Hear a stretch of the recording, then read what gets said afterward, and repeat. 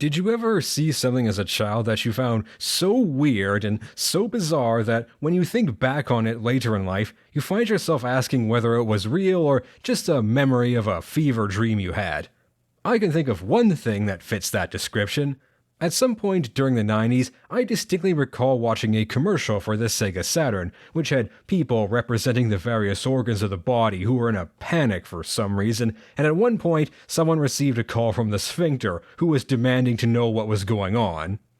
Well, after a brief search on the internet, I discovered that the commercial was indeed real and not a fever dream. It's called The Theater of the Eye, and it's every bit as bizarre and surreal as I remember. Urgent Synapse on line 2. It's the sphincter. What is going on out there? Man, the 90s were weird, weren't they? And the console wars between Sega and Nintendo were no exception. In the latter half of the decade, however, Sony replaced Sega as Nintendo's main rival, and the battle between the two played out across countless schoolyards. The N64 is going to kick Sony's ass. It's 64 bits, which is twice as many bits as the PlayStation, and that means it's twice as good. Oh yeah? Then how come the N64 has no games? Sure, Mario 64 might be good, but what else do you have? Pilot Wings? That's a tech demo. It's quality over quantity, moron. Most PlayStation games are silly and boring. The president of Nintendo even said it himself. Quality? What kind of quality are you talking about? Superman 64? But even the good games on the N64 look like they're made for babies. PlayStation has games made for mature adults like Tomb Raider and Twisted Metal. So, being darker doesn't mean it's better. Face it, loser, all the good third-party developers have come over to my side because they don't want to have to work with a cartridge-based system. Look at your game library, just a bunch of crappy arcade ports and rehashes of Super Nintendo games. We got fighting games like Soulcalibur and Tekken. What do you have? War Gods? Biofreaks? Don't make me laugh. And RPGs? Do you even have any RPGs on that pathetic excuse for a console? Because I got 3 words for you. Final Fantasy VII. Final Fantasy is just stupid. This just stupid little guy with this stupid sword and stupid spiky hair. The Nintendo 64, or Ultra 64 as it was initially called, arrived amidst a vortex of hype. To develop the console, Nintendo had partnered with Silicon Graphics Incorporated, or SGI, who specialized in high-performance workstations for 3D graphics. SGI machines have been used to create the visuals in movies such as Jurassic Park and Toy Story, as well as video games like Donkey Kong Country, so you can imagine that the expectations for the Nintendo 64 were pretty damn high. And while the N64 was technically superior to the PlayStation in nearly every way, that did not mean that its visuals lacked for critics. In particular, reviewers often described N64 games as being overly blurry, and I distinctly recall one magazine likening the console's graphics to someone having smeared Vaseline all over the television. Sure, part of it had to do with the fact that we were playing them with CRT televisions, which lacked the pixel-perfect sharpness of digital displays, but the same is true of all the other consoles. At the time, the blame usually fell on Nintendo's decision to use cartridges instead of CD-ROMs, which drastically reduced the amount of storage space available to developers. But in reality, the problem was the result of several factors, none of which had much to do with cartridges. Perhaps the biggest cause of blurriness was the low resolution most games ran at. The N64 could theoretically render up to a resolution of 640 by 480, but very few games actually used this, even ones that ran in a high-resolution mode. Not only did it incur a significant performance cost, it also decreased the amount of memory available to programmers. You see, during the rendering process, the current frame being drawn is held in an area of RAM known as the frame buffer, and higher resolutions meant a larger frame buffer taking up more memory. This was a problem on the N64 as it had just 4 megabytes of RAM, which was shared among all components. Hence why games that used high-resolution modes often required the N64 expansion pack, which doubled the N64's memory from 4 megabytes to 8. The majority of developers opted for a resolution of 320 by 240. For comparison, HD resolution is 1920 by 1080, and 4K, or Ultra HD, is 3840 by 2160. At this resolution, an obvious problem presents itself, which is heavy pixelization. Lines that should be straight and curves that should be smooth instead have a blocky, staircase-like appearance. This effect is called aliasing, and to help reduce it, we therefore need some kind of anti-aliasing. The N64 hardware featured full-screen anti-aliasing, a rather remarkable achievement for a mid-90s game console, and the way it worked was relatively simple.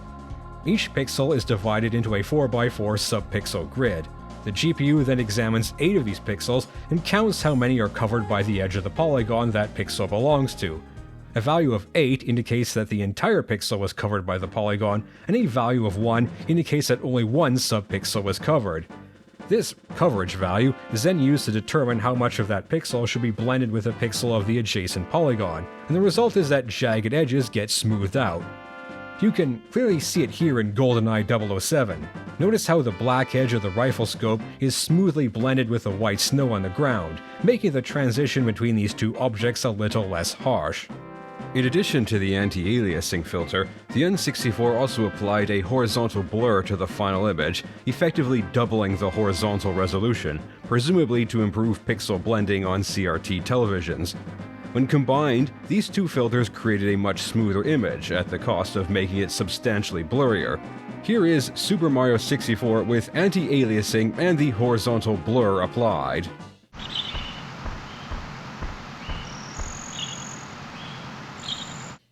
And here it is with both filters turned off.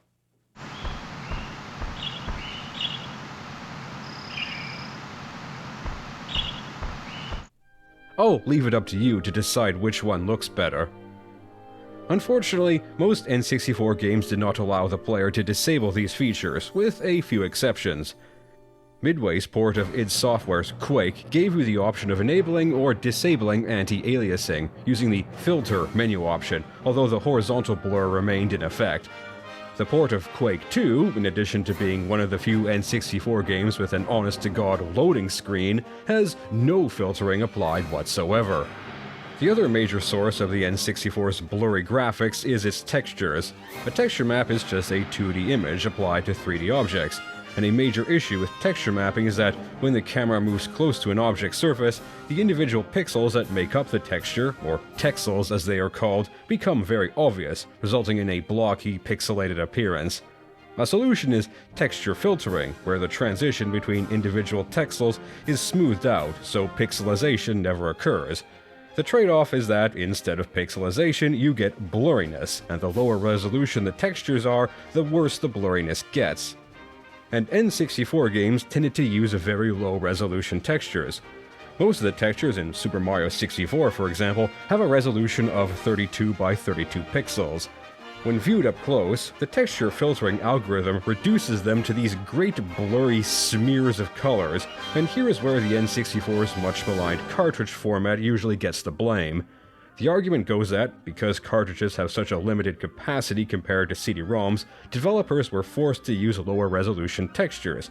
And perhaps this is true to an extent, but a much likelier culprit is the texture cache on the N64's Reality Display processor, which handled texture mapping. This cache was called TMEM, and it was just 4 kilobytes in size, meaning that no texture could be larger than that, and if every texture were that size, then they would have to go through one after the other, which would drastically slow down rendering. As an aside, one unique characteristic of N64 graphics is that textures often had this hexagonal pattern to them, reminiscent of the rupees from The Legend of Zelda. Texture filtering is typically accomplished by 4-point sampling, that is, sampling the color of one texel along with the 3 adjacent texels in order to create a smooth transition between them. However, the N64 used what was called 3-point sampling, where only 3 texels were sampled, creating the distinctive hexagonal pattern. When I played Night Dive Studios' re-release of Doom 64, I was surprised to see that the developers had recreated this form of texture filtering, and the fact that I noticed this should give you an idea of what kind of hopeless individual I am.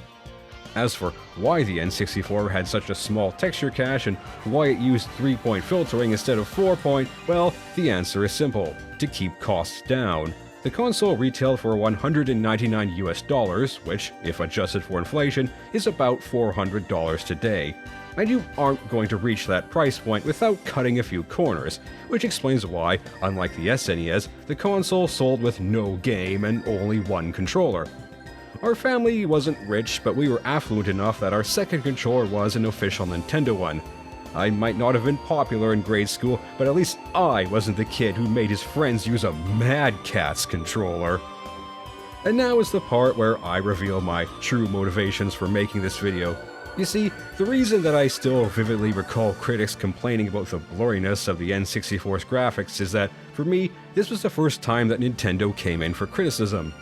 Growing up in the 90s, the folks at Nintendo were nothing less than the gods of video games, immutable and infallible. In those days, the company was led by Hiroshi Yamauchi, and everything I had read about the man told me that he was someone who was both feared and respected, a veritable daimyo of capitalism whose first act upon taking control of the company in 1949 had been to fire everyone who might oppose him.